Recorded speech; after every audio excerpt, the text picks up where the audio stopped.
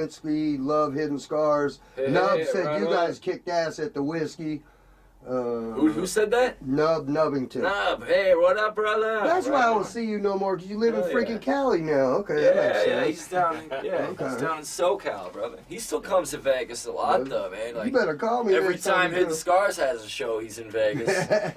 I know that. That's awesome. Children of the Corn, too. Come check out the Corn tribute. Wendy's watching, Matthew McDonald, Kevin Lemus, Kelly McCullough.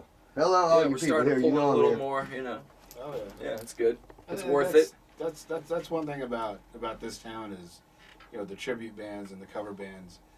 Yeah. They do tend to make a little bit more money than the just original bands.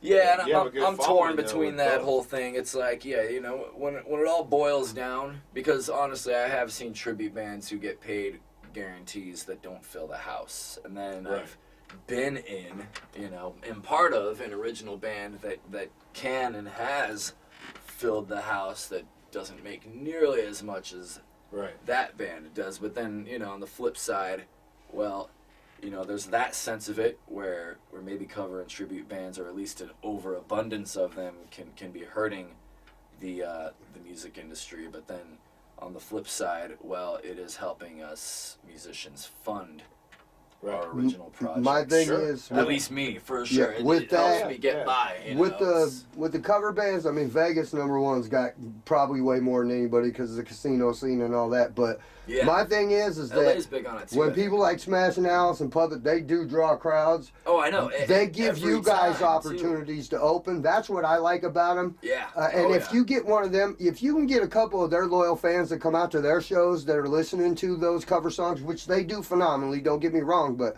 I like the fact that they'll put you on, or whoever else it may be out of town, just because if you get a couple of them loyal fans that show up at every one of their shows, that's diehard people. That's people that are going to buy your stuff, show up to other shows. Man. Yep.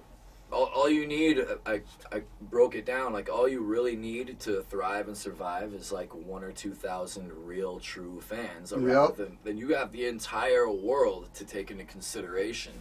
If you have 1,000 or 2,000 loyal, dedicated fans across the entire world, out of the billions of people that exist on this planet, right? 1,000 or 2,000 should be easy to attain.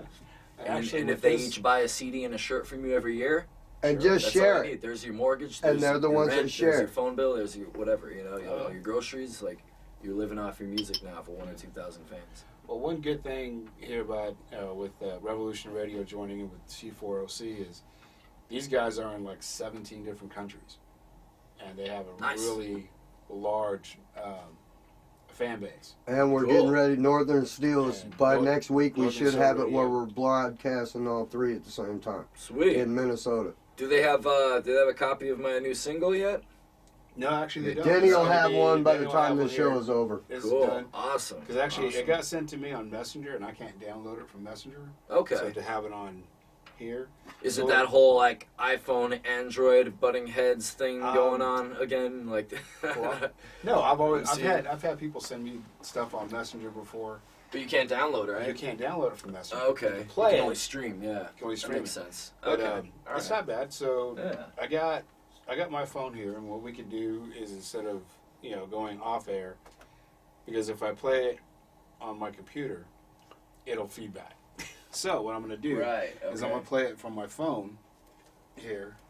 Cool. Unless, well, I know you got it, but I got it. I mean, I got it up here, but you want it to go direct into the this mic here. So, but yeah, so let's so tell me a little bit about this song. 3 o'clock is the premiere time, Holmes. You can't go before then, right?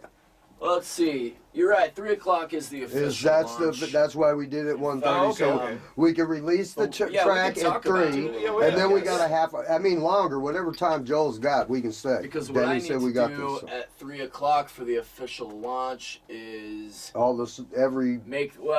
mean, I got hours and hours of work to do because I'm going to be publishing on every social media platform out there. But the first two are going to be YouTube and Facebook.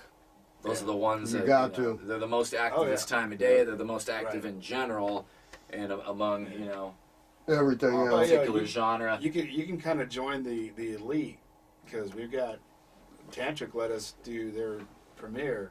Oh, cool. The day before it came out. Oh, cool. Right so, on. Well, what? He's let me. I premiered. 2. What song was it for you? Premiered almost all their stuff. No, I premiered only one for Hidden Scars. Interesting. Was it Degenerate? That's the one. I was thinking Degeneration X, the wrestling thing, and I'm like, dude, that's not it, bro. Degeneration X. Yeah, I remember that. I knew it was Degenerate, and I'm thinking, I miss those days, man. I've been watching. I've been looking at wrestling stuff on YouTube. Man, it's so horrible. But wrestling was more wrestling instead of drama. No, that's what dude. Okay, look. It's always been drama. It's always been drama. Everybody that used to tell me now their stories suck. For men. Right. Thank you. Yeah. It has my 3 favorite things: violence, blood, and half-naked women. And I never had to watch a rerun. Violence, blood. Those are 2 different things. Yeah, I guess not. But 2 of my favorite things. But I mean, the thing was, everybody made. I loved it when I was a kid. Not so much this last 15 years because it just went down and down. But I grew up watching it. Black and white TV with my grandpa and shit. So it's got my 2 favorite things: tits and boobies. You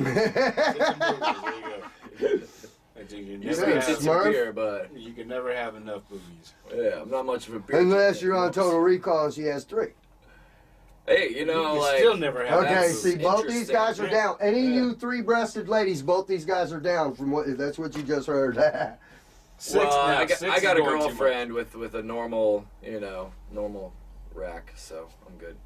I'm good on the 3-titted aliens. You guys can have those. Oh, Calvin said watch AEW. That's right. They do actually have competition now. Yeah. Yeah. Because I remember back in the day when it was. Yeah, it's when it was WWF and what was the other one? WCW, baby. WCW. Yeah. That's when it was good because they were both getting so good at ratings. They had to actually come up with fairly decent storylines or shit that just would throw you off. But then Vince took it all over, and for the last bunch of years, it's just been.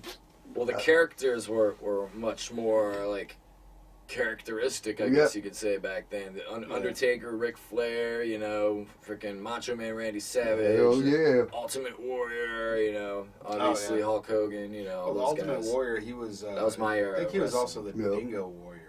Yeah, he was in the very beginning. That's what they called him. Really? I swear to God, bro, it was horrible. Because he had. That was before my time, dude. Dingo, it was during the same time. But it was right before he became Ultimate Warrior. Okay. Dingo Warrior was kind of like an offshoot on the smaller venues. Okay. When he was I was up gonna on say, the big was he stage, like a he was the freaking Ultimate Warrior. Is he from Australia? Is that how that happened? No, he's an American dude. The Dingo Warrior. Yeah. How do you get that name? Man? I don't know, but he didn't talk like that. He could talk just like the Ultimate Warrior. Okay. Trip, dude. I came down from the mountain.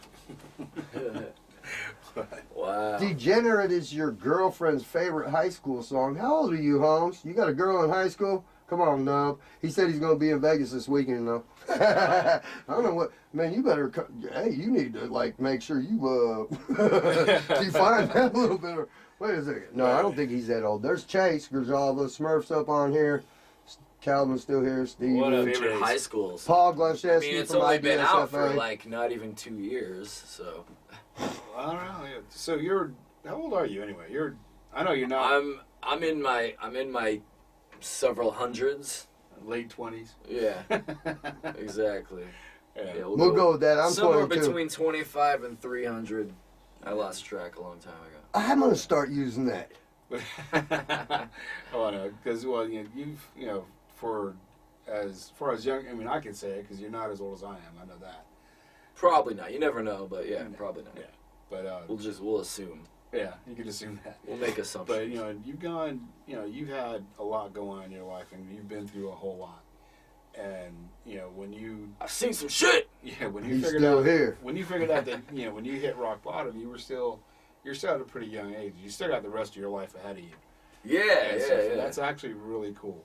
Really no, it is cool, and I kind of wish I'd been as determined and business minded and organized back in my 20s as I am now. But back in my 20s, man, it was all about the party, dude. I was touring around the country with my own band, booking all my own tours, setting up all my own shows, you know, doing everything myself, like kind of like I am now. But back then it was all about the party, like the whole rock star bullshit, you know, lifestyle that was the end goal. It was all about, like, you know, getting laid, getting high, getting drunk, you know, seeing how late you can stay up, seeing how loud you can be.